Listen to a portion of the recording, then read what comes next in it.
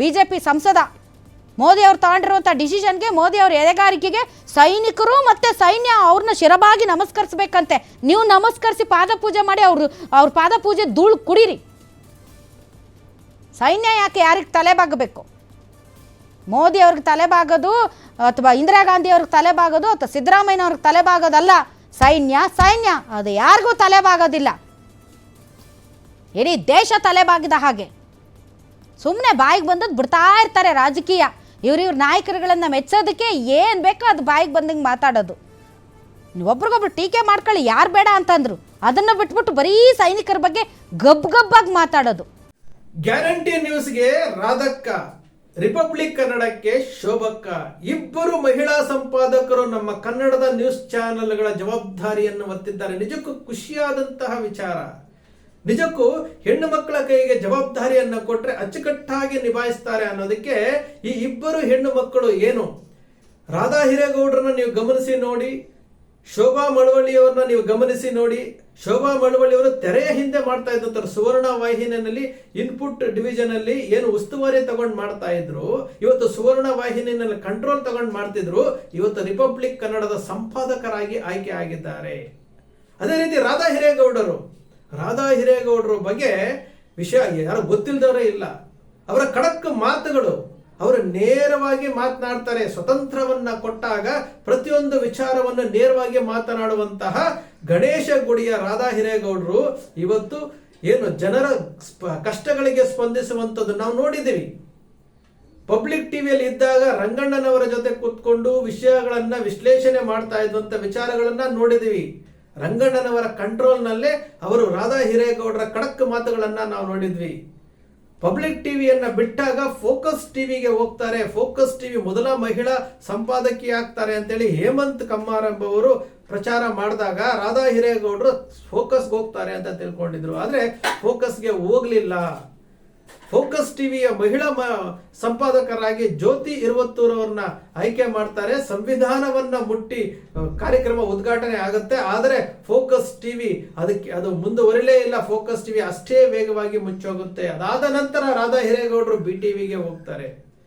BTVನಲ್ಲಿ ಜವಾಬ್ದಾರಿಯನ್ನ ತೆಗೆದುಕೊಂಡು BTVನಲ್ಲಿ ಅವರು ಕಾರ್ಯನಿರ್ವಹಿಸ್ತಾರೆ. ಖಡಕ್ ಮಾತುಗಳಿಂದ ನೀವು ಅವರ ಮಾತುಗಳನ್ನ ನೀವು ಕೇಳಬೇಕು ಅಂತಂದ್ರೆ ಚಿತ್ರದುರ್ಗದ ಶಿವಮೂರ್ತಿ ಎಂಬ ಕಾವಿದಾರಿಯ ಕಾಮುಕತನವನ್ನ ಎಳೆಯಾಗಿ ಬಿಚ್ಚಿಟ್ಟು ಚೀಮಾರಿ ಹಾಕಿ ಖಂಡಿಸಿದಂತಹ ಒಬ್ಬ ಏಕೈಕ ಯಾರಾದ್ರೂ ಪತ್ರಕರ್ತರಿದ್ರೆ ಅದು ರಾಧಾ ಹಿರೇಗೌಡರು.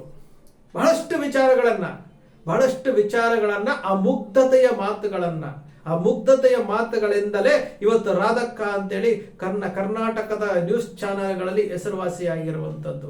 ರಾಧಾ ಹಿರೇಗೌಡರು ಇವತ್ತು ಗ್ಯಾರಂಟಿ ನ್ಯೂಸ್ ತನ್ನ ಕನಸಿನ ಕೂಸು 2 ವರ್ಷದ ಪ್ರಯತ್ನದ ನಂತರ ಗ್ಯಾರಂಟಿ ನ್ಯೂಸ್ ಅನ್ನ ಹೊರಗಡೆ ತಗೊಂಡು ಬಂದು ಯೂಟ್ಯೂಬ್ ನಿಂದ ಇವತ್ತು ಸ್ಯಾಟಲೈಟ್ ಚಾನೆಲ್ಗೆ ಬಂದು ಇವತ್ತು ಏನು ಗ್ಯಾರಂಟಿ ನ್ಯೂಸ್ ನಲ್ಲಿ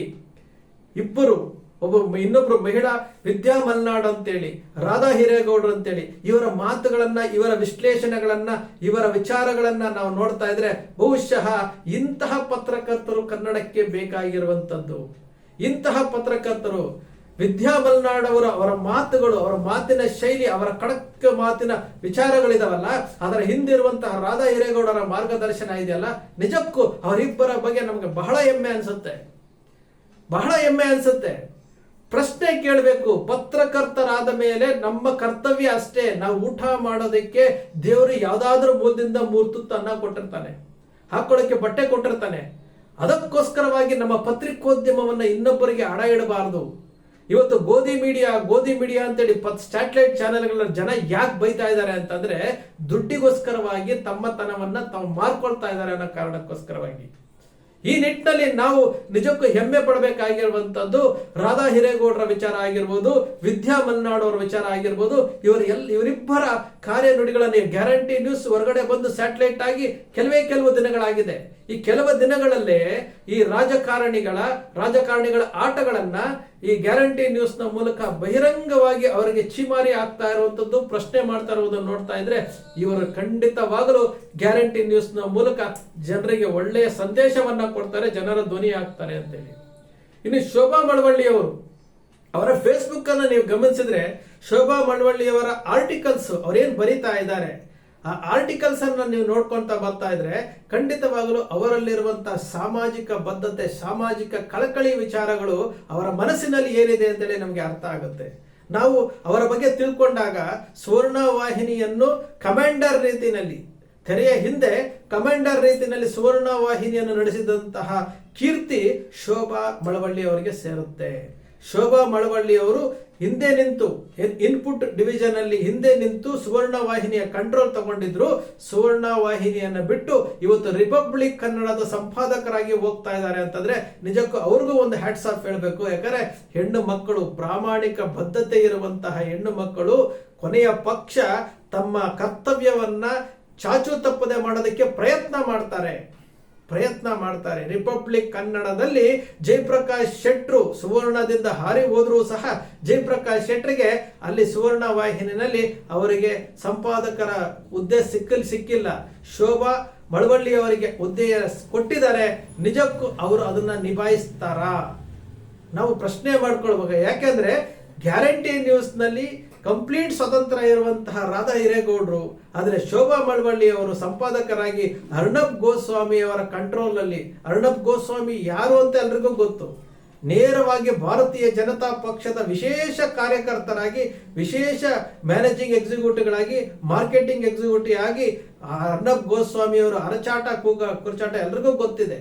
ಅವರ ನೇತೃತ್ವದಲ್ಲಿ, ಅವರ ರಿಪಬ್ಲಿಕ್ ಕನ್ನಡದಲ್ಲಿ ಶೋಭಾ ಮಳವಳ್ಳಿಯವರು ಯಾವ ರೀತಿ ನಿರ್ವಹಿಸ್ತಾರೆ, ಯಾವ ರೀತಿ ಬದಲಾವಣೆ ತರ್ತಾರೆ, ಸಾಮಾಜಿಕವಾಗಿ, ಆರ್ಥಿಕವಾಗಿ, ಏನು ಸಮುದಾಯಗಳು ಈ ಜನರು ಪಡ್ತಾ ಇರುವಂತಹ ಬವಣೆಗಳನ್ನ ಜನರಿಗೆ ಹೇಳ್ತಾರ, ಅಥವಾ ಬರೀ ರಾಜಕೀಯ ವಿಚಾರ ಕಾಂಗ್ರೆಸ್ ಬಿಜೆಪಿ ಅನ್ಕೊಂಡೆ ಅದನ್ನೇ ಮುಂದುವರಿಸ್ತಾರ ಅಂತೇಳಿ ಮುಂದಿನ ದಿನದಲ್ಲಿ ಕಾದು ನೋಡಬೇಕಾಗಿದೆ. ನಮಗಂತೂ ನಿಮ್ಮ ಅಕ್ಷರ ಮೀಡಿಯಾದಲ್ಲಿ ಅವ್ರಿಗಂತೂ ಖಂಡಿತ ವಿಶ್ವಾಸ ಇದೆ. ಈ ಇಬ್ಬರು ಹೆಣ್ಣು ಮಕ್ಕಳು ಜೊತೆಗೆ ವಿದ್ಯಾ ಮಲ್ನಾಡ್ ಅವರನ್ನು ಸೇರಿಸಿಕೊಂಡು ಈ ಹೆಣ್ಣು ಮಕ್ಕಳ ಕೈನಲ್ಲಿ ಜವಾಬ್ದಾರಿ ಕೊಟ್ರೆ ಖಂಡಿತವಾಗಲೂ ನಿಭಾಯಿಸ್ತಾರೆ. ಇವರು ಈ ಕನ್ನಡ ಚಾನೆಲ್ಗಳಲ್ಲಿ ಒಂದು ಆಶಾಕಿರಣವಾಗಿ ಅವರು ನಮಗೆ ಕಾಣ್ತಾ ಇದ್ದಾರೆ. ಖಂಡಿತವಾಗಲು ಇವರ ಭವಿಷ್ಯ ಉಜ್ವಲವಾಗಲಿ, ಮತ್ತಷ್ಟು ಎತ್ತರಕ್ಕೆ ಬೆಳೆಯಲಿ. ಗ್ಯಾರಂಟಿ ನ್ಯೂಸ್ ಕನ್ನಡದ ನಂಬರ್ 1 ಸ್ಥಾನದಲ್ಲಿ ಬರಬೇಕು. ಶೋಭಾ ಮಳವಳ್ಳಿ ಅವರು ರಿಪಬ್ಲಿಕ್ ಕನ್ನಡದ ಬಂದಾಗ ಬದಲಾವಣೆ ತರಬೇಕು. ಈ ಎರಡೂ ವಿಚಾರಗಳನ್ನ ನಿಮ್ಮ ಅಕ್ಷರ ಮೀಡಿಯಾದ ಮೂಲಕ ಅವರಿಗೆ ಶುಭ ಹಾರೈಸುತ್ತಾ ಅವರಿಗೆ ಮನವಿಯನ್ನ ಮಾಡಿಕೊಳ್ತಾ ಇದ್ದೇವೆ. ಈ ಭಾರತ ದೇಶ ಸಂವಿಧಾನದಲ್ಲಿ ಪತ್ರಿಕೋದ್ಯಮಕ್ಕೆ ಅಂತೇಳಿ ವಿಶೇಷವಾದಂತಹ ಗೌರವ ಮತ್ತು ಸ್ವತಂತ್ರ ಕೊಟ್ಟಿರುವಂಥದ್ದು, ವಾಕ್ ಸ್ವಾತಂತ್ರ್ಯ ಕೊಟ್ಟಿರುವಂಥದ್ದು, ಪ್ರಶ್ನಿಸುವಂತಹ ಸ್ವತಂತ್ರ ಕೊಟ್ಟಿರುವುದು. ಬಹುಶಃ ಎಲ್ಲರಿಗೂ ಎಲ್ಲ ಅವಕಾಶಗಳು ಸಿಗೋದಿಲ್ಲ. ಕೋಟಿಗೋ ಒಬ್ಬರಿಗೆ, ಲಕ್ಷಕ್ಕೊಬ್ಬರಿಗೋ ಸಿಗುತ್ತೆ. ಆ ಅವಕಾಶಗಳು ನಿಮಗೆ ಸಿಕ್ಕಿದೆ. ನೀವು ಅದನ್ನ ಸದ್ಬಳಕೆ ಮಾಡಿಕೊಂಡು ಜನರ ಧ್ವನಿಯಾಗಿ, ಏನು ಗ್ಯಾರಂಟಿ ನ್ಯೂಸ್ನ ರಾಧಕ್ಕ ಇರ್ಬೋದು, ವಿದ್ಯಾ ಮಲ್ನಾಡ್ ಇರ್ಬೋದು, ಶೋಭಾ ಮಳವಳ್ಳಿ ಅವರಾಗಿರ್ಬೋದು, ಖಂಡಿತವಾಗ್ಲೂ ನೀವು ಇದನ್ನ ಗುರಿ ತಲುಪ್ತೀರಿ, ಜನರ ಧ್ವನಿ ಆಗ್ತೀರಿ ಅಂತೇಳಿ ನಿಮ್ಮ ಅಕ್ಷರ ಮೀಡಿಯಾ ಭಾವಿಸುತ್ತೆ. ನಿಮ್ ಇಬ್ಬರಿಗೂ ಶುಭವಾಗಲಿ, ಮತ್ತಷ್ಟು ಎತ್ತರಕ್ಕೆ ಬೆಳೆಯಲಿ ಅಂತೇಳಿ ನಿಮ್ಮ ಅಕ್ಷರ ಮೀಡಿಯಾದ ಮೂಲಕ ನಿಮಗೆ ಮತ್ತೊಮ್ಮೆ ಮಗದೊಮ್ಮೆ ಶುಭ ಹಾರೈಸ್ತೀವಿ.